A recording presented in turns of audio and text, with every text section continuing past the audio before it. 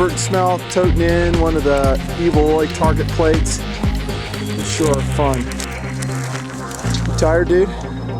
Almost. We were actually going to stay a couple more hours, but we kind of need to get back.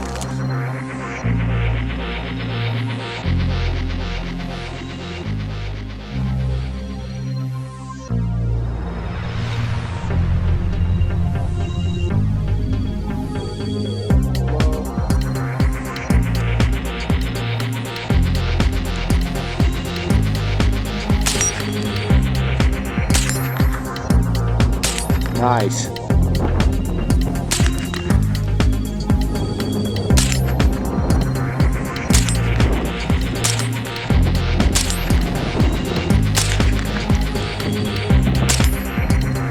Excellent.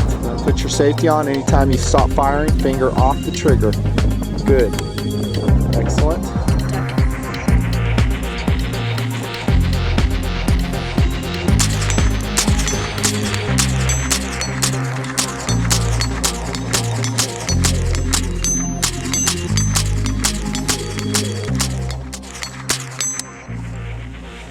Love this kel-tec SU-22, and the target I'm shooting at, and a lot of guys have asked me about this, is an Evil Roy target. That's the name of it, Evil Roy, from a place called actiontargets.com.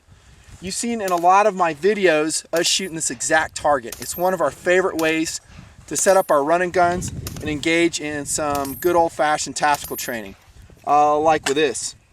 Lots of things to talk about. I'll try to make it quick on the review. First off, some guys will say, well, is there a cheaper way that I have a reusable target if I don't want to spend the money on something like an Evil Roy target? The answer is probably not. For many years, we did this. We still do it once in a while. We've been shooting this can today. This is after, I don't know, probably about 2 hits with a shotgun, a couple hits with 22. Yeah, it'll still jump around, but it's not going to be long before it's pretty much unusable. And then you have to take it home. It's sharp, it's dangerous. Cans really don't work that great, and even a good can, this is a big old juice can that you can see jumping around, it's going to shred on you. The good news about a can or a steel plate like that, as opposed to paper targets, is that they're reactive. In other words, they're going to give you immediate feedback, just like you saw on that. I don't know, I'm about 60, 70 yards away from that 12-inch Evil Roy plate. You can hear it, and that's excellent feedback immediately that you're doing it right. Your trigger control's good, your breath control's good, and you're on target. You don't get that from paper. Paper, you got to go up after the round is done and evaluate what you've done. That's a big advantage to this. Also, let's look at the specifics of the Evil Roy target. If you come around to this side, you can see that the head is interchangeable. I can swap the heads off of this. Right now it's running an 8-inch circular plate. You can put humanoid plates on it, larger ones like the 12-inch down there, or just like I have here, the 8-inch. I like the 8-inch overall for both pistol and 22. It's a good all-around combination. Pistol round, we shoot at pistol about 20 yards generally. I don't like generally coming inside of that distance for the possibility of ricochets. You may have noticed from that side view that it is angled downward. It's designed that way. So when the round hits, it deflects it into the ground, and it should be no threat to you. Oftentimes you've seen us digging the dirt up or placing it in a place just like this. Check this out, the soft dirt. So when the round hits the dirt, it's not going to bounce off and ricochet back to the shooter. That's another safety consideration when using the Evil Roy plates. I do not recommend using these with 223 inside of 200 yards. In my experience, we've shot our plates, even though they're hardened steel. You'll see the variety there in annotation. Really high quality, thick plated steel. They'll still dent and be damaged inside of 100 yards. To be safe, 200 yards is my minimum distance with 223. Anything closer than that, you're just going to ruin it. Other kinds of guns you can use the Evil Roy targets with are shotgun, 22 rimfire. 22s, they rock. I mean, we'll set the targets up again around 20 yards out to 100 yards. A great way to get immediate feedback. Shotguns also. You saw in my video, Thunder Alley, inadvertent smell of myself, setting up a running gun with the Evil Roy targets. Worked great. Immediate feedback. Even though we're just using birdshot, you know when you've hit it. You can see the hit as well. Nice. The target will rock back and forth, and yet you don't have to go down range. You don't have to reset it, and it doesn't get damaged with multiple shots. That's another problem with training with shotguns. If I set up a paper target on a wood stand, it's just going to be a matter of a few rounds before probably that thing is shredded, especially if you're going with full power buckshot and you happen to hit your wood, which I've done. It'll bust it right in half. Let's look at the takedown of this gun, of the Evilroy real quick. Pretty simple, really. Be careful you don't pinch yourself when you take this thing apart, but to do so, I'm just going to lift up on the vertical arm and rotate it around. That'll expose the hand grip right here. I generally like wearing gloves like this when I'm handling Evilroys.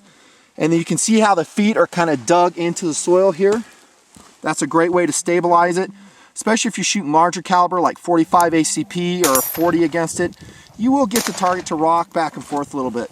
Then you just pull it up, and there's your transportation mode of the Evilroy target with an 8-inch plate. Again, if you don't like the 8-inch plate, look on their website. You'll see all kinds of different other types of plates you can put on there. Humanoid, larger plates, just like I said.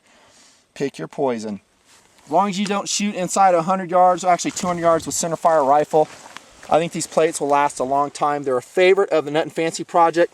They do cost a bit of money, but here's your alternative.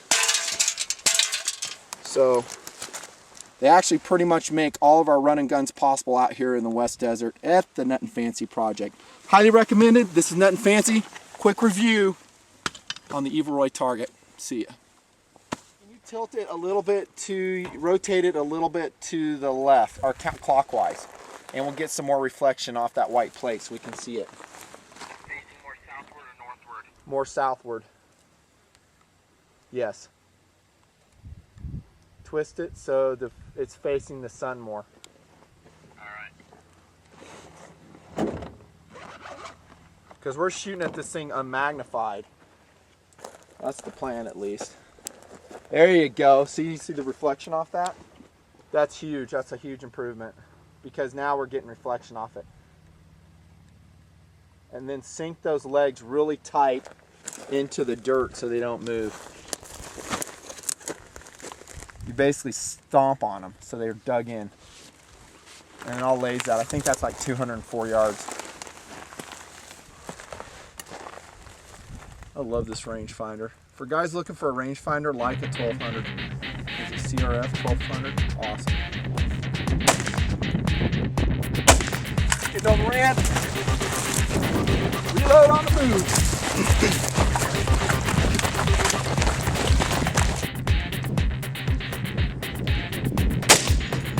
Hit.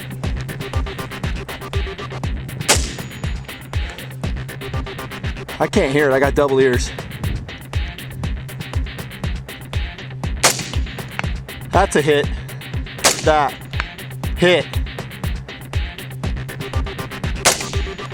Hit.